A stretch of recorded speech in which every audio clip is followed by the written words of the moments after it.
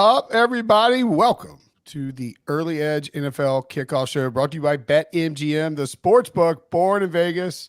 Will Brinson, Eric Cohen, Danny Brasco, and Kens Brooks here for our second week in a row of a Monday Night Football doubleheader.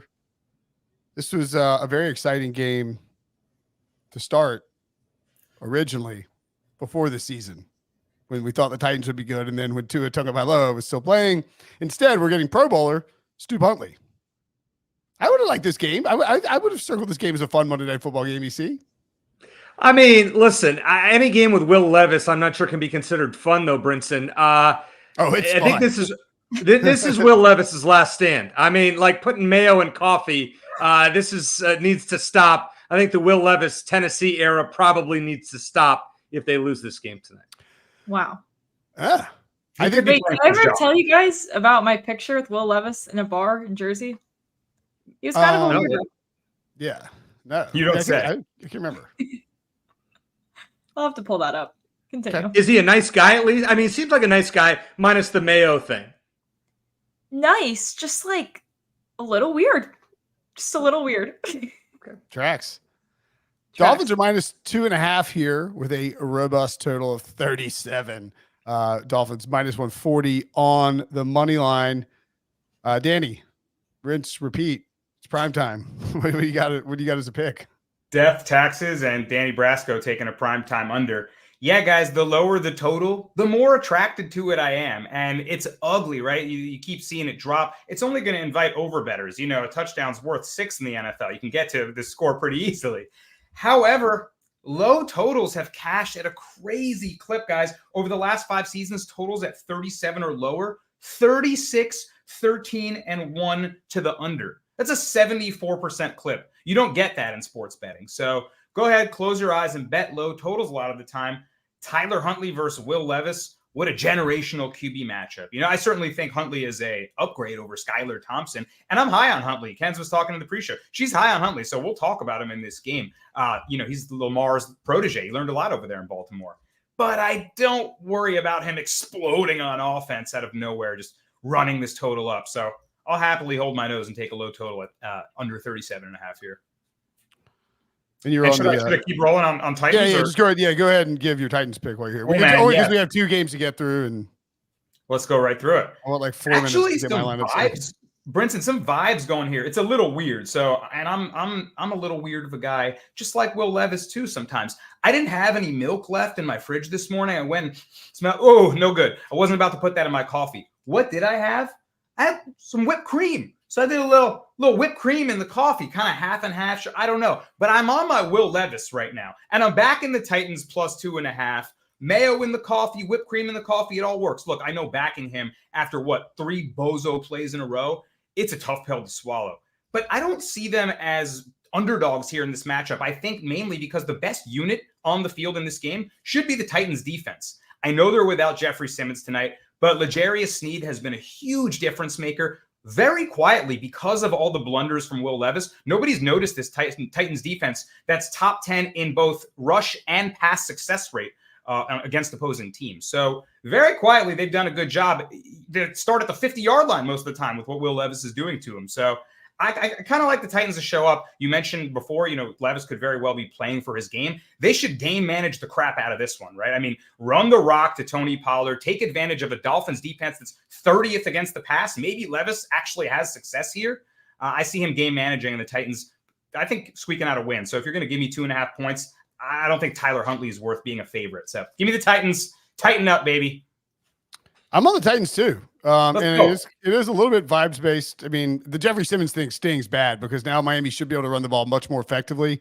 I think you have to you saw a 5-cent shift in the Devin Achane anytime touchdown price when Jeffrey Simmons was ruled out of that game. And maybe people betting it, maybe on the news, but either way, it did move. And I think, you look at the Dolphins and they gave up 24 to Seattle. Seattle didn't really have to push things very much just because Miami couldn't do anything on offense.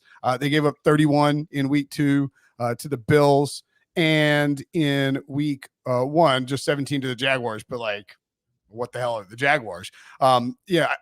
Levis, I would push back on the idea that he would be benched after if he has a bad game here, only because I think most of like the problem is basically boils down to 3 plays. Like, just don't make the stupid hero ball play. And your team, like they should have beaten the Bears. If he doesn't throw that pick 6, they beat the Bears.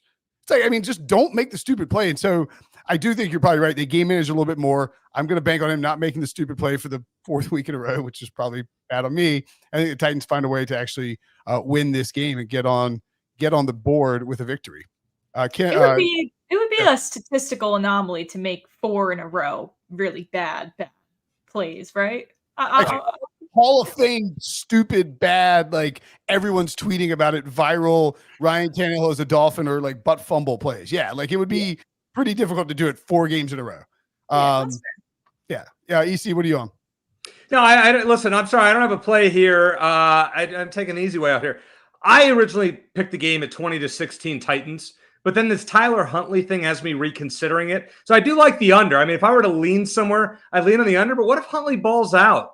Maybe Tennessee. I mean, without Jeffrey Simmons, I don't have a good feel on the game. So you'll see what I have later on, Brinson, with a big parlay that I have cooked up in between games that we talk about. Kent, what's the model spitting out? The word over here is no massive value, really. I mean, we talked about this line opened up 47, bet down to 37, which is crazy. I'm not going to sit here and tell everybody to put the mortgage on the over, but I will say I do believe in Tyler Huntley and this Dolphins team putting up a few more points on the board than most anticipate, especially with the Simmons news not being active. I think that helps Achane on the ground. I think it helps Huntley's passing yards, which we'll get to as well. But again, I think we're a little too low on our boy Tyler Huntley right now. Okay. Yeah, looks like pretty. I mean, look, Vegas, good at what they do. Would it be surprising if this game with 2 questionable offenses? And I mean, the other thing too is like, I mean, I think Tennessee might be able to maybe run or maybe at least use the running backs in the passing game on them. I mean, like, it wouldn't be shocking if this was just a really close game at the end and it came down to a field goal, and that's whether you win or lose your bet on this game. So yeah, I had the Titans, but I mean, I'm not going to tell you this is like a mortal lock of the week or anything like that. I like the props. I feel like everyone's higher on their props right now than this game. It's just an ugly spread, I don't know. I'm not an under better, Danny. I respect it, but I like watching football games and rooting for points. But hey, you're like most red-blooded Americans, other than my reptilian self, who puts my Evel Knievel outfit on and bets the under 37. And like you said, if it's a gross game, I'm getting up for it. Give me points in it. It should be game manager versus game manager. Like, there is low-key a lot on the line for both of these teams in a very early season game, depending on the direction their franchise wants to head, with a lot of injuries and question marks, right? So don't make the mistake, and that could result in points being at a premium. EC, I love your score prediction. 36 and now 37 the total, 2016, 2017. You're dead on there. Hey, if I'm a Titans fan, I'm just looking at quarterbacks in the 2025 class, them and the Giants. Already start, Shedeur Sanders and Jalen Milroe and your boy Carson Beck. Ken, sorry about that game the other night. And yeah, I mean, just listen, Cam Ward. I mean, if I'm a Titans fan, Will Levis isn't it. So we go under here, and Georgia bounces back at some point here. Just want to say, yeah, Georgia will be fine. By the way, hit that anytime touchdown parlay on the first play from scrimmage by the Ravens last night. That was pretty sick. I was in the living room like going, go! Myself was like, what is happening? I crashed my prop in the first drive too. Pretty awesome. That was quite Henry's lovely. not just a truck stick. That guy's got the jets. He outran everybody. I was like, someone's going to trip him up. I was texting Steven. I was like, he has some like long legs, like some legit long. He's an alien. He hit the afterburner. He hit I think it was 20. I can't remember the number right off my head. There you go. Rebecca just said it, 21.29 in the chat. All right, so 21. Rebecca. Yeah. Thank you, Rebecca O'Connor. Hey, Brinson. I was just going to say that was 0.17 mile per hour slower than Xavier Worthy's top speed on his touchdown this week, which is insane. Like he's running at. Anyway, but Derrick Henry's not playing tonight. We got stuff to get to. All right, I gotta ask you, Brinson. Here's a random question for you. Better lock to be a first ballot Hall of Famer, Tyreek Hill or Derrick Henry? Oh, Derrick Henry. Yeah, agreed. Yeah, really. I mean, I think they'll both character-wise as well. Yeah, well, character-wise, not supposed to factor in. Actually, the voters say that, but it does for sure. I think T.O. wasn't a first ballot Hall of Famer. Like, what are we doing? Good question, though. Let's get to the props. I've got 3 of them, and I will give them out quickly because 2 of them involve the lack of Jeffrey Simmons, in the game for the Titans. And that's Devin Achane over 62.5 rushing yards. And you see Skylar Thompson inactive as well for the Dolphins. Raheem Mostert not in there, factors in. Teron Armstead, certainly a problem. But nothing. Jeffrey Simmons is really the only one that's truly shocking there. As far as the props go, I'll take Achane anytime touchdown and Achane over 62.5 rushing yards.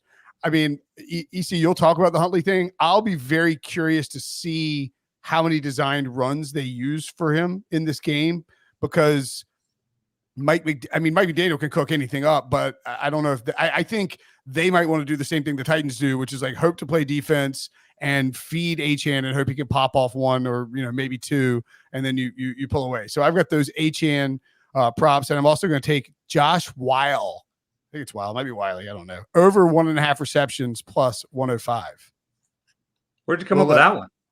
He's been getting he had like 4 catches last week. They like to use him. They rotate him in a lot with the tight end position. That's how ugly this game is. That's where we're at. I'll be bringing up his name again later. Don't you worry about it. EC, what do you have? I'm going Tyler Huntley. Let's go over 31.5 rushing yards. You can find this one anywhere from -110 to -120 on the different sports books. 9 career starts. He's over this in 5 of them and had 31 in another one of those games. So technically over 31 yards. I think Larry gave it out on the site at over 29.5. So over that in 6 of 9 starts. He averages nearly 9 runs per game when he starts. So that's kind of an interesting stat. And I think Mike McDaniel will play to his strengths. Listen, the Dolphins, no Teron Armstead, and against a good Tennessee pass rush, he's going to have to move around, get out of the pocket, and I think he tops 40 yards rushing. All right. Danny, what say you?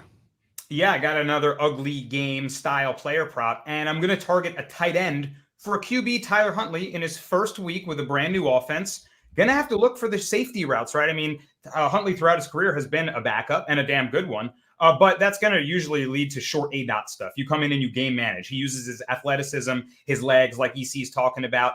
And as a result, I think he's going to look at Jonnu Smith early and often. That's a good check down target right there. Huntley's gone to tight ends throughout his career. Look at his activity with Mark Andrews and Isaiah Likely on the Ravens. Certainly higher caliber tight ends. But Smith was involved in week 2. I know it was with Tua. But he had 6 catches for over 50 yards. So I think if Huntley needs a reliable first down, 6-yard, 7-yard gain, Jonnu Smith will be there sitting down in coverage. It's a super low total. I even think it could be worth a ladder. You can ladder this up to 25, 35, 40, 50 plus even. And the top end of the ladder is 50 receiving yards. You're not asking for a lot. So, maybe some small sprinkles of some alt receiving yards for a guy that super suppressed total. If he goes way over this, you'll see it climb next week.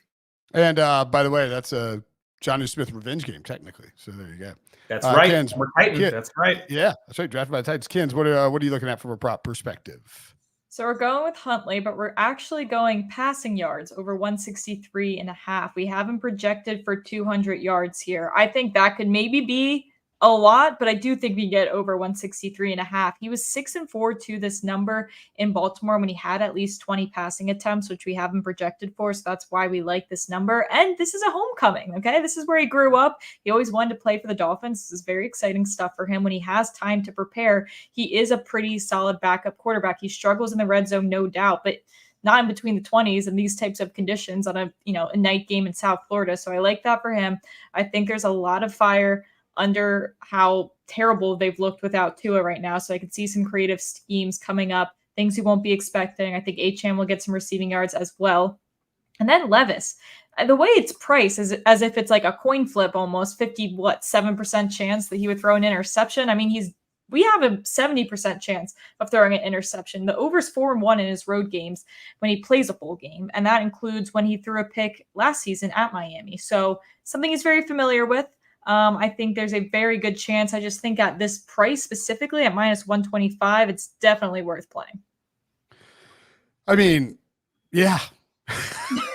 Yeah. Like I saw the -175. I was like, oh, that seems like a fair price for a Levis interception. Oh no, that's like what we make that's it. What we would do. Yeah. I'm surprised it's actually that low. I think that might speak to game manager. just exactly how they want to run him. And we've seen plenty of fire from Brian Callahan in the direction of Will Levis. All right, we got some props in the chat for this. Chig Aquano over 2 receptions. I'm going to talk about Okonkwo a little later, but talk about an ugly game type of prop. I'm a fan. I like Okonkwo. I'm not mad at that at all. He'll be involved. You'll be hearing names that you haven't heard of yet for the average NFL fan in this quarterback duel of the century. Wow. Just saw the inactives for the late game. Some big names in the defense for the Seahawks. We'll get to that in a minute. Yeah. Tyler Boyd over 24.5 receiving. I don't mind that. Safety valve, slot guy. I mean, as Ken said, so 31 from the model. To me, I just think there's a lot of other options in Tennessee. Ridley, DeAndre Hopkins, the 2 tight ends you talked about. Do we really want to have to root for Will Levis to complete passes here? Yeah. I mean, the thing is, you probably have with Boyd and just the way that he runs routes, you're probably gonna have to get 3 or 4. You could get there on 2, obviously, but I think you're more likely to require 3 to 4 to get there. So that's Dolphins secondary stinks. So everyone's, Levis actually might look halfway decent tonight if he avoids the big play, the big mistake. Give me Tony one. Pollard over 12.5 carries. Yeah, I like that. 12.5, you think is high, EC? I think I'd rather go. I like Pollard receptions and rushing yards over better than I do the carries personally. But I would agree with that, Brinson. Yeah, I'd go that. You know what? Actually, I like the best running back prop tonight, and I almost gave this out. Tyjae Spears over 2.5 receptions. I think is plus money. That's kind of a lean for me, just because I think game's going to be close. Maybe get some dump off passes. The Pollard play is going to be real close to that line. It's probably not one that I would play, but not terrible. Hopkins over 3.5 receptions. Not mad at it. Miami 30th in defensive DVOA against the pass. So, I mean, I'm not going to be mad at anything you want to attack in Dolphins secondary, but, like I see EC shaking his head. If you're looking for a lot of Titans offense, it is a sketchy bet, right? Just in general, on principle.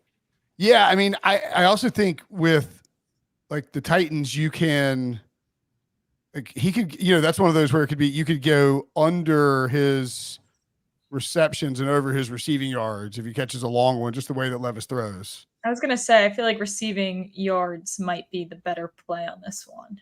And I kind of like running back and tight end reception or receiving yards props in this first game. Again, game managing style could be a lot of short stuff.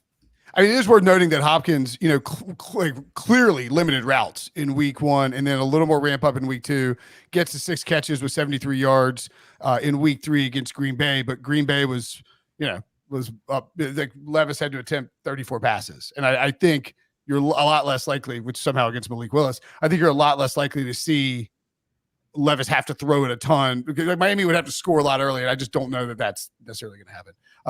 We will get to, let's see, Waddle over half rush yards is at plus 145 on Hard Rock.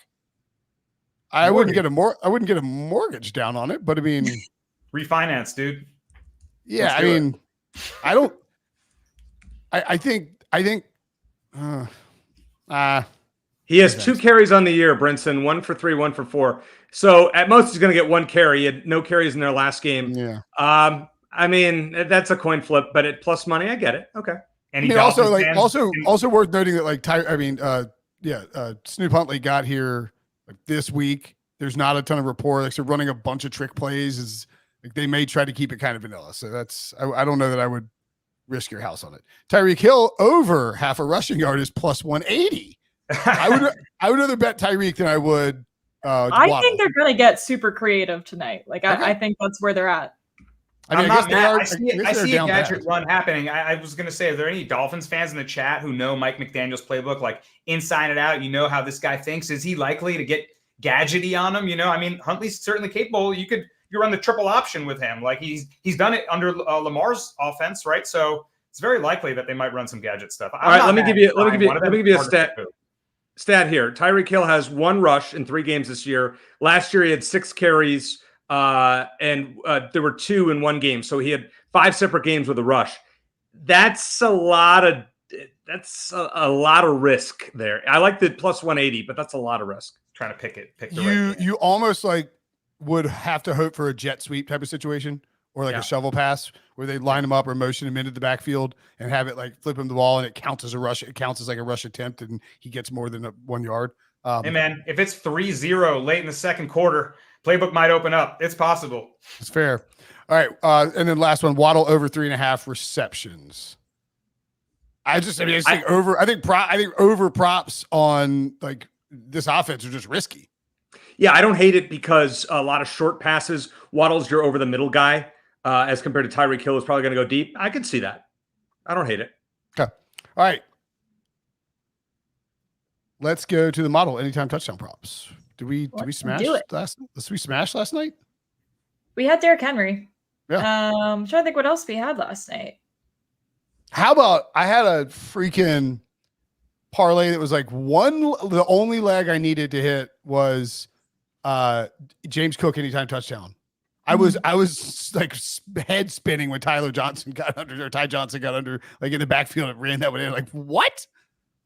Yeah, anyway. The goal here typically, I typically have 3, but obviously we don't have Mostert anymore, so we're down to 2. But the goal is typically if you bet all of these and one hits, you come out on top, which I'm pretty sure we can almost guarantee has happened for, correct me if I'm wrong, like 70% of these shows that we've done so far.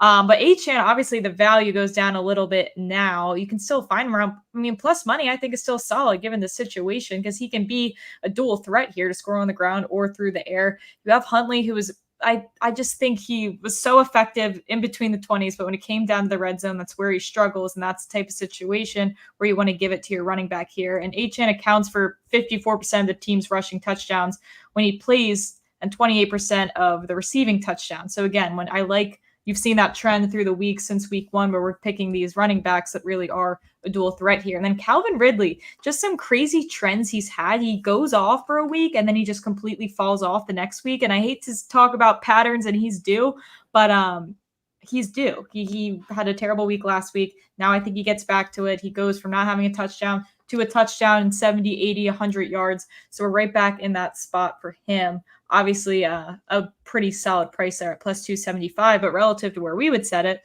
still pretty solid value. All right, love it. EC, we have no goose here, no proppy, so no goose parlay, but you have a 42 leg parlay, right? Yeah, this is a 10 legger that we cooked up here. All right, let's start with the game 1 on the right. We got Titans plus 7.5, Dolphins plus 7.5. So we're keeping this within a touchdown. We got the under 45.5. So Danny's going to be real happy. We're all going to be happy when this hits. And then we have Jason Sanders over 1.5 field goals. Why do I say that? Because the Titans have surrendered multiple field goals in 20 of their last 23 games. Just keep that in mind. I always love to bet against that. I almost included that tonight. Then the other one that we have, I know it's not included there, the Lions game. Here's what I have here. We have over 40.5 in the Lions Seahawks game. The outline, I have Seahawks plus 10.5. I have both quarterbacks to record 200 passing yards, 200 or more. Jackson Smith and Jigba over 25 receiving yards, and Jared Goff to throw an interception. So that's a 10-leg parlay, and it pays a whopping plus 15.20. And if we hit it, we're popping champagne. I was going to say, what are we doing? What happens? We're popping. I'll send some champagne all of your way, and we'll toast next Monday. Perfect. Right. Perfect. I love it. I heard one of our jet ski engagement ring parlay folk earlier in the chat said they no longer need one because the hurricane has since washed a jet ski up into their backyard. So there you go. Silver lining. Sia says Calvin Ridley, the latter play of the day as well. So he's on board with the Calvin Ridley anytime touchdown play. And I got to shout out my guy Sia. He suggested last primetime game, Bills Ravens, maybe a little ladder action on Keon Coleman, and I tailed him, and Keon climbed a couple legs of that ladder. So Sia and should have climbed a lot more. He had a horrible drop. Yeah, he dropped that one that would have climbed to the tippy top of the Empire State Building. So I like Sia's ladders very much. I like the Jonnu Smith ladder idea on one side, and Sia on the other side of the ball, liking that Ridley ladder. So I like it. And the Justice Hill last night. That was a live play that we all kind of got on board with. Yeah. Who was that in the chat? I mean, I said immediately, I was like, you know what? I really like that. I bet him over 30.5 rush receiving yards. That should have been the ladder, Kenzie. You're so right. I mean, he went off. Yeah. Yeah, he did. I mean, Derrick Henry had 199 and Justice Hill still went off too. Yeah. Derrick Henry scored that first touchdown. Speaking of which, we've all had our first touchdown bet called back before, and BetMGM is giving you a second chance with BetMGM's Pro Football Second Chance. Place any first touchdown score bet, and if your player doesn't score first but scores second, get your entire stake back in cash. No opt-in required. Here's how it works. Place a pregame straight first touchdown score bet in any NFL game. If your player scores the first touchdown in the game, win your wager is normal. If your player scores the second touchdown in the game, you'll get your stake back in cash. It's that simple. Log into BetMGM for more details. Let's get to our first touchdown picks. I'm going way up top here. Josh Weil. I don't even know if it's Wiley or Weil. I don't really care. He's 40-1. Titans get down by the red zone. Dolphins stack the box. Tony Pollard stuffed twice. Little bootleg Will Levis flip to Josh Weil on that little out route. I see it. I was gonna go with I was gonna match somebody else on here. I thought I was gonna go Waddle too, but I didn't want to match. I feel like you're popping champagne. You're sending us the champagne if that hits, Brinson. Yeah, absolutely. I like Waddle a lot though, Kens, especially. Oh, he's 16-1 on right. It's not even BetMGM. Wow. Yeah. And that was the thing. Like, I went into look all year. It's been chalk this whole season, and it's like, though I guess the only way to get one of these damn gems is to throw up some chalk as well. So I feel like Waddle is a pretty self-explanatory play here. Attention on Tyree. Give me Waddle 16-1 relative. I'm going in blindly. I thought that would probably be 11-1 optimistically. So I'll certainly take 16-1. All right. Danny, you're on the tight end too. You know what time it is. It's Thursday, or it's Monday Night Football. It's Titans-Dolphins. Will Levis, Tyler Huntley, all the electric stars you could hope for on a primetime matchup. And the first touchdown of the game is who? Chigoziem Okonkwo. Learn him now. Pure vibes play. No analysis. Take it for what it's worth. I like it. Like Levis rolls out and like a big guy catches it, and it's like, oh my God, is it Chig or is it Josh? EC, you got a quarterback running in for the first touchdown. Yeah, does Tyler Huntley know how to do the tush push like Jalen Hurts? I love playing that angle. So we're gonna give this a shot at 14-1. If not, he can just take a bootleg about 3 yards for a touchdown. We're all happy. All right, I dig it. We got a second game to get to. Seahawks and Lions. A much more exciting game. Oh, yeah. Also, Sia says Jonnu first touchdown in the chat. Love it. Want to get people that I like that. 30-1. Yeah. That's not bad. Love it. 31's good for Jonnu for sure. Lions minus 4. Total 47 now. And we'll get to the inactives in a second. Seahawks have a ton of guys on defense, which doesn't make me love my Seahawks Lions under 47 that I'm taking. I still think I kind of like it because Detroit loves to run the football. But if Seattle can move the ball, Brian Branch is inactive as well for the Lions. If Seattle can move the ball against this Lions secondary, Jared Goff might be forced to pass. And I think that's where you could get into a pretty easy over 47, which I believe you're looking at, EC. Yeah, I love the over here, Brinson. Let me tell you why I love the over. This is going to sound weird. I warned Danny before the show. I said I apologize for this one. So this is the fourth straight season that these teams have met. The combined points in the last three have been 80, 93, and 68. Sometimes teams, when they play each other, just like to play high-scoring games. Doesn't always work out that way. I tried it in college football the other night. Oregon, UCLA let me down in the second half. Look good at halftime. Anyways, none of these teams' 6 combined games have gone over this total. So why is the number so high? Somebody knows something. Lions 34, Seahawks 27. How about that? What you got, Danny?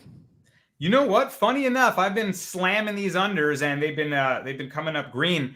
I'm not touching the total. I'll let you guys duke it out. Normally primetime under, I'm licking my chops, and I attacked it in the Titans-Dolphins game for pretty obvious reasons.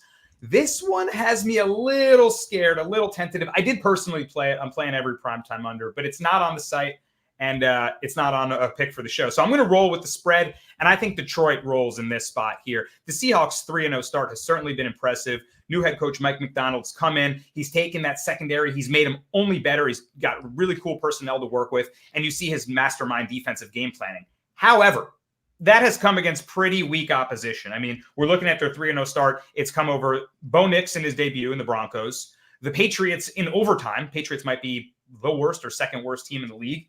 And then the Tua-less Dolphins, right? Skylar Thompson-led Dolphins. So yeah. I'm not ready. Really bad quarterbacks. Terrible. So I'm not going to hand you any trophies for this 3-0 start. I am impressed with them. Their defense is certainly going to be a unit to contend with the entire season. But like you mentioned, a lot of key injuries. Some of their best defensive players, their defensive end, Leonard Williams, getting great pressure. He's going to be out. And two of their best linebackers, Boye Mafe and Uchenna Nwosu. I mean, those are both really good players that just swarm the field for this defense. I think David Montgomery, Jahmyr Gibbs, able to have a field day. Dan Campbell just goes full bite your kneecaps in this one. He's going to pound the rock, make them bleed, make it nasty. And instead of attacking the secondary with Tariq Woolen and company that I'm boasting, just beat him on the ground. So, hey, maybe that contributes to an under. Maybe it just, it's explosive plays and they go crazy. And the Seahawks trailing in this game have to go pass happy. But I think if the Seahawks can't get their run game going either, and they're forced into a lot of 3rd and longs, Geno's going to struggle. I don't know if they just exploit this Lions secondary. Detroit's got a top 5 run defense with Aleem McNeil and adding DJ Reader in them. That might be NC State. That might be the best defensive tackle tandem in the entire NFL. So they're run stuffers. Good luck getting a run game established. I see the Seahawks in 3rd and long a lot tonight. I think the Lions roll in this spot. I got them winning by 10+. Give me the -4. All right. What do we have from the model, Kens? Another game with not strong value. I mean, the issue is with these primetime games is like that's where everyone's attention is and the odds makers and things like that. So it's hard to find those main market values. Always big on the props. I will say we literally make it a 4-point game. So we do lean Seattle to cover, a lot of that being because of Brian Branch being inactive. You get Kenneth Walker back as well to help run the ball effectively. So in hindsight, like putting up 26 on the Broncos, the way they've looked since, I'd call it pretty impressive. Just up to the time, not really, but relative. I think it's looking a lot better than it used to. So again, obviously we account for all of those injuries as well, and it turned us out at a 4-point win for Detroit here. So nothing too big. If we were to lean, I'd probably go over. All right. Just the inactives. I believe we have those that we can look at. And I saw Seattle tweet out, I think like Boye Mafe's out, Uwosu's out. They have let me just double check it. Sorry. But I just know that like Seattle has a list of guys on defense that are going to be missing from this game. Uwosu, Jerome Baker, Boye Mafe, Leonard Williams, and Byron Murphy, the rookie, are all going to be out for them. I mean, that's a lot of bodies up front, and that's just a lot of bodies up front. That's like their whole box that they're going to stack right there. So, Montgomery and Gibbs should be licking their chops right now. Yeah, Montgomery and Gibbs might eat in this one. Detroit has the highest run rate of any team in the NFL this year, I believe. And they'll be missing Brian Branch on their side and Frank Ragnow, who's like, if Frank Ragnow's missing a game, he is hurt. Like he played with I think it was like a lacerated jaw or something. Like one game last year or something like that. That shouldn't be understated either. Ragnow is one of the best centers in the game.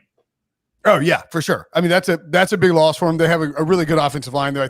I would say that the Seahawks, the inactive shape up worse for the Seahawks than the Lions. Let's get to our prop picks. I would probably look at a David Montgomery anytime touchdown as well, but I have Jackson Smith and Jigba over 51.5 receiving yards, juiced up a little bit, but this guy's just getting involved. He's catching a ton of passes. If the Seahawks defense isn't slowing down Detroit because of all the injuries there, and Geno's forced to throw, I think if you're going to attack the Lions, you have to attack them in the air. And so I think in that short yardage stuff, especially Brian Branch, who they could move around to cover a guy like JSN, I like his over receiving yards. What do you have, Danny? So I'm going to go with an under. I actually like fading Kenneth Walker in his return game here.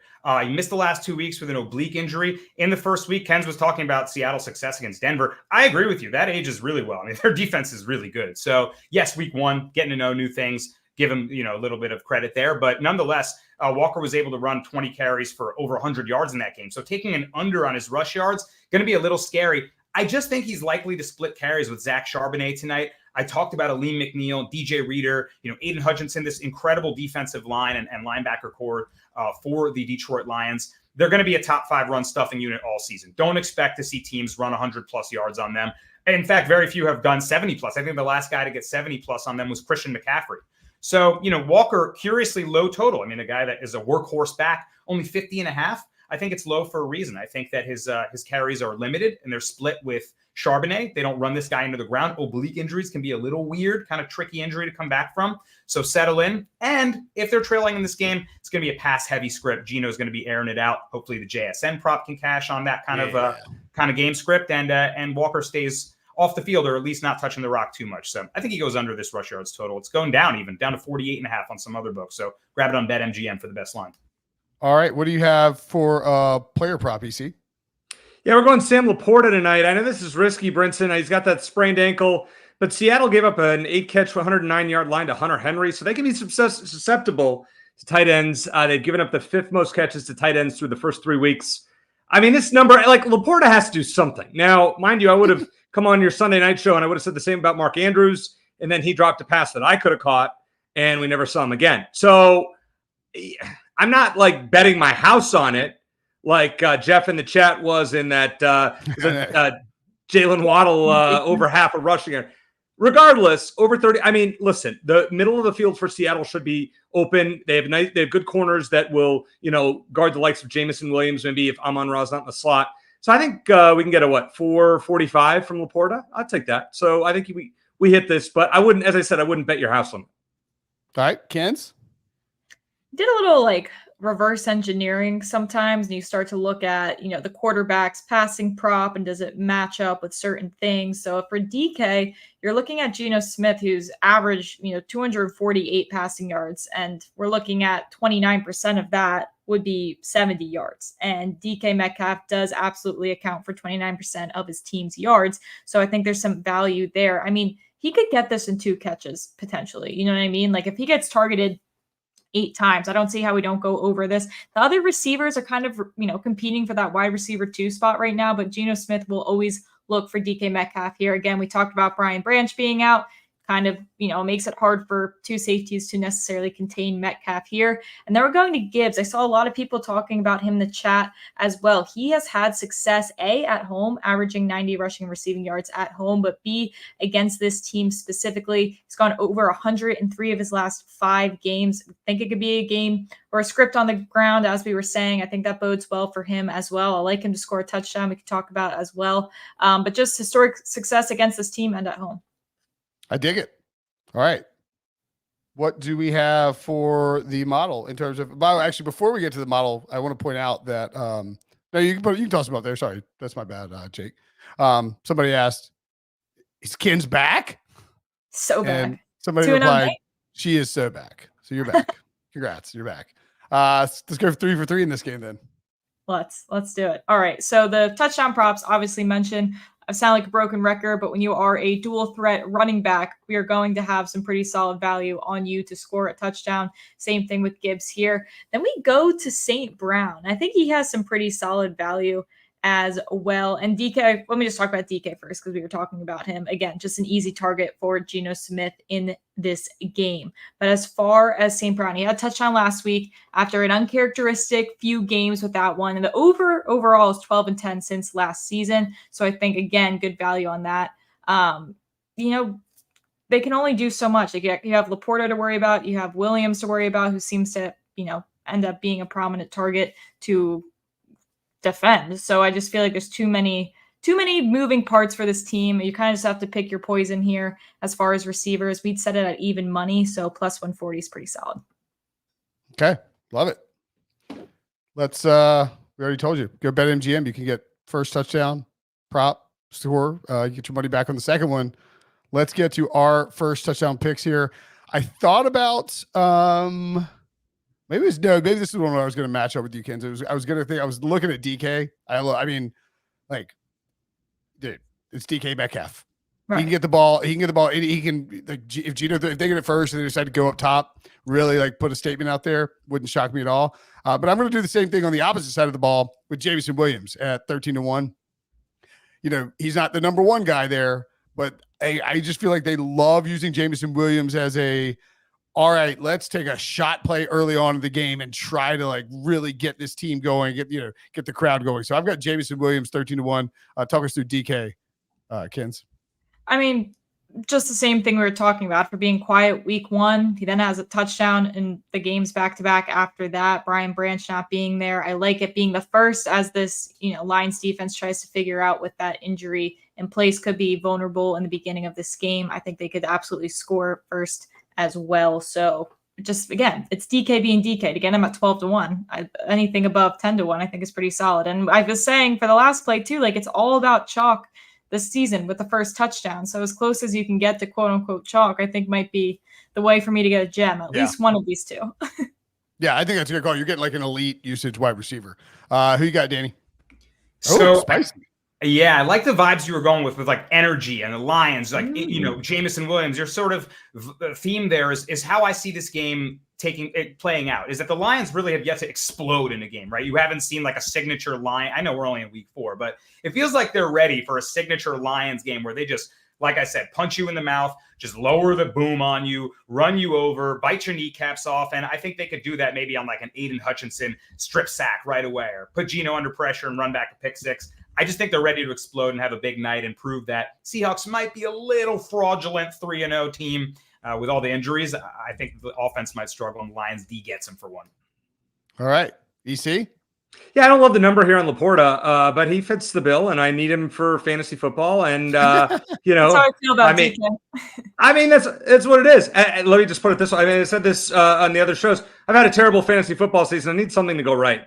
I have 11 teams, and they're an utter disaster. Ken's, you've seen, you and I are in one of them. Danny, you and I are in leagues as well. Disastrous. So you know what? I need something to go right. Hope Danny, is not a strategy, EC. Like you're like, I'm going to pick Laporta for first touchdown, and he'll score.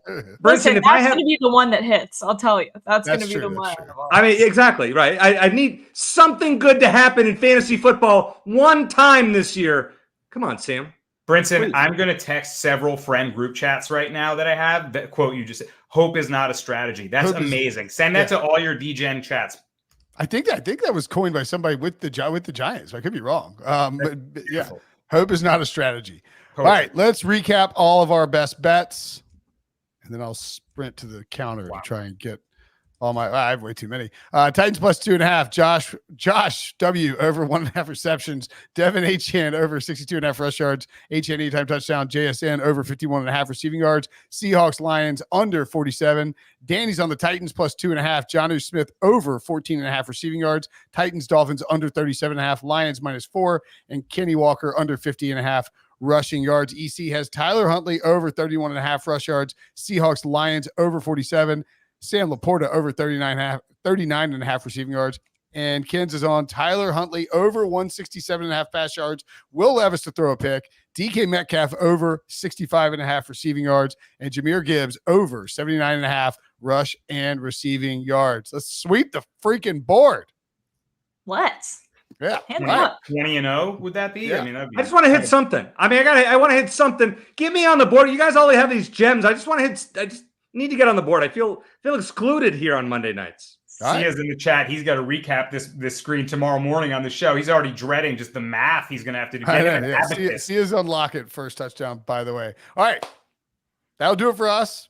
Let's go get your lineups in, get your bets in. Let's cash everything on a double slate. For Danny, for Ken, for EC, I'm Brinson. Thanks for watching. Thanks for listening. We'll see you guys later.